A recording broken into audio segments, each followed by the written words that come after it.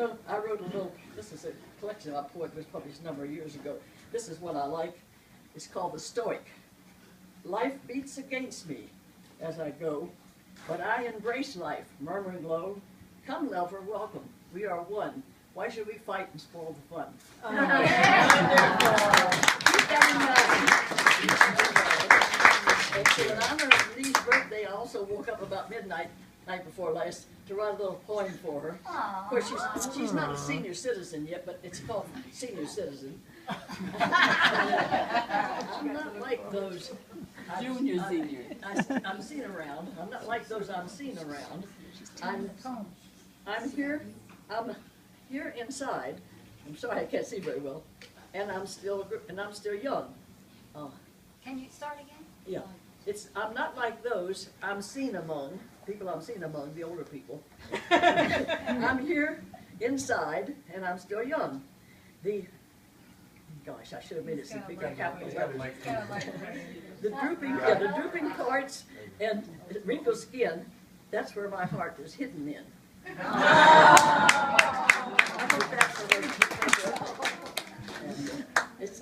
I'm not going to talk a long time. What I'd rather do is just leave it open for questions, because I've been involved in so many things, and different people have made suggestions of what I should talk about. The research I did in 1954-55, psychic research, and we were doing remote viewing 15 years before the CIA did their project, Stargate.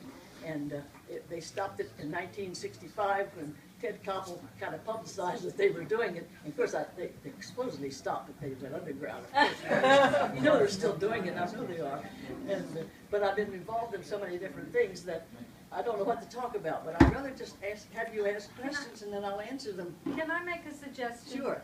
Because you're such a lovely lady and you have such a beautiful energy and story. Would you please come back to another heart space? Yes, the next heart space here you have to Thank you. Of come course back. I would. Or not even here, but some I'd love to. Lena would like you to speak again at whatever meeting. we could do it at Sing and Dance, and she'd have a microphone, and we could. Doug and I would bring a microphone if we need They to. have.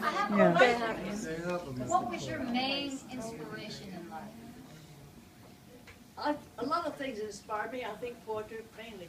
But what motivated me was my own background, because I had a very, very unhappy childhood. My father beat me, and he hit me over the head with a hammer one time. I think that might have caused a lot of my problems. He had an ear of corn. He was shelling corn. It was dry, you know, and he hit me over the head, and I can still see that shelled corn going down across my face. And you remember a little while back when that 13-year-old girl videotaped her father beating her? He was a judge. Yes. How many of you saw that? I couldn't watch that because I went through so much of that myself. And I know when I was determined I wasn't going to let it get me down, and I wouldn't cry. And so one day my father beat me so badly and I wouldn't cry. So he was sure he was going to make me cry. And so he broke the one switch and went out and got another one. When he broke the second one, he sort of gave up and threw it down and slammed out the door. And I didn't cry till he went out the door. But once he got out the door, I cried. So Mom checked my back, put salve on it. I had 42 whelps, and some of them bloody.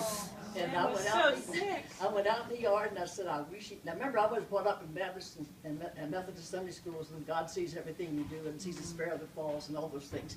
And so I was sure that God must know what's happening. So it didn't matter to me. I just said, I wish he'd die, I wish he'd die, I wish he'd die. And then I kept looking up into which clouds lightning strike was going to strike me from, you know. And I could still see myself looking, and nobody struck me from the clouds. So I said, obviously if there's a God, he'd strike me dead, because wishing your father would die would get you struck dead. And then obviously then there's no God. Well, I was an atheist before I even knew what the word atheist meant. So that's how I learned, by thinking for myself and figuring it out, and not taking other people's words for it. Examining everything, analyzing everything, and reading anything I get my hands on. At the time I'd read the pages of the dictionary, the pages of the encyclopedia, just to learn the words and everything. I remember the excitement I felt when I came across the word duck-billed platypus.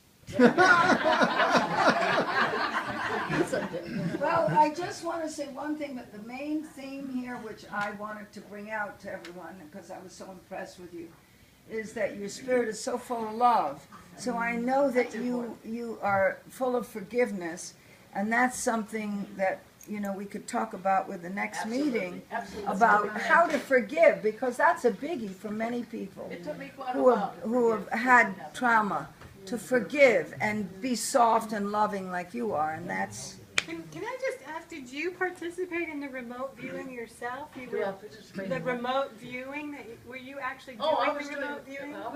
I was experimenting in the early 50s, all the 5 major things that are involved in what they used to call spiritualism, PSI, whatever, now it's called extrasensory perception. And so my second husband and I, when we got married, we had more time than we had money, so I said, now we can do research.